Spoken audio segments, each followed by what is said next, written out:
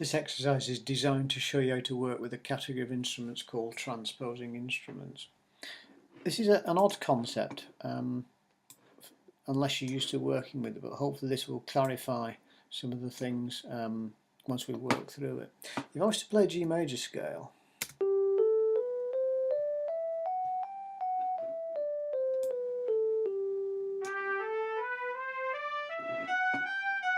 first of all on the piano and then on the trumpet, as you'd expect, they sound the same.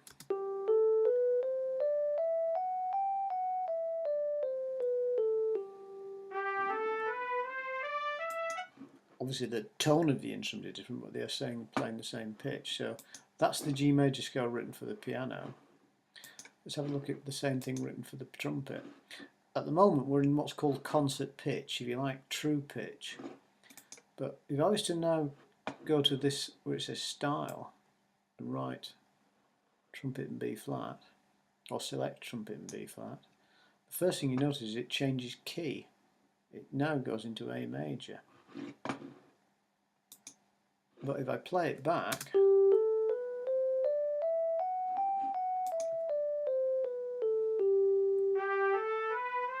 still sounds the same, but in actual fact, A, B, C sharp, D. There's a discrepancy between the true pitch and what we've actually written. The point of the exercise is, or the point is, that if you want a trumpet player to play that note in true pitch, you actually write on the score for them an A. If you want them to play an A, you write on the score a B, and so on.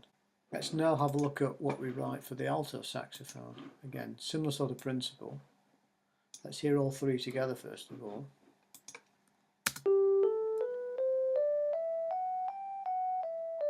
Piano.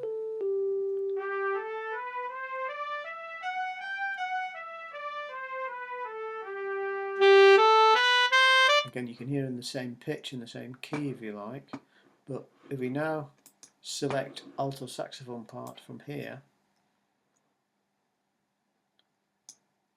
that now changes to the key of E major.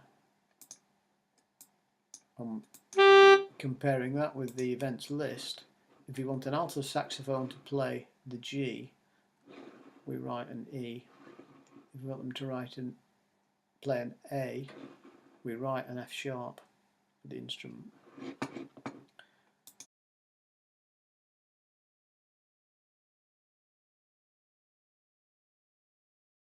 Whilst we're here, though this is not directly connected with transposition, it may be worth just looking at some of the other features that Logic offers for this. So still my lead sheet here, or my major scale here, if I was to select, for example, viola,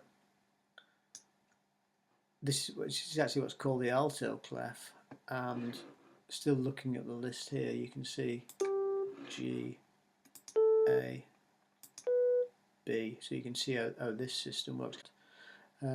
So it's quite a good educational practice tool just to figure out some new clefs for your music theory. And also if you look at the guitar part here, you can see we've got some tablature notation. This would be useful if you're working in the publishing industry. A lot of the guitar instruction books, as you know, are written in tab, and magazine articles might be written in tab. You wouldn't write for the guitar in a professional working situation in a theatre or an orchestra pit, for example. In tablature, it's expected that a professional guitarist in that situation would read standard notation and not be reading tablature, but it is used in the guitar tutor book industry.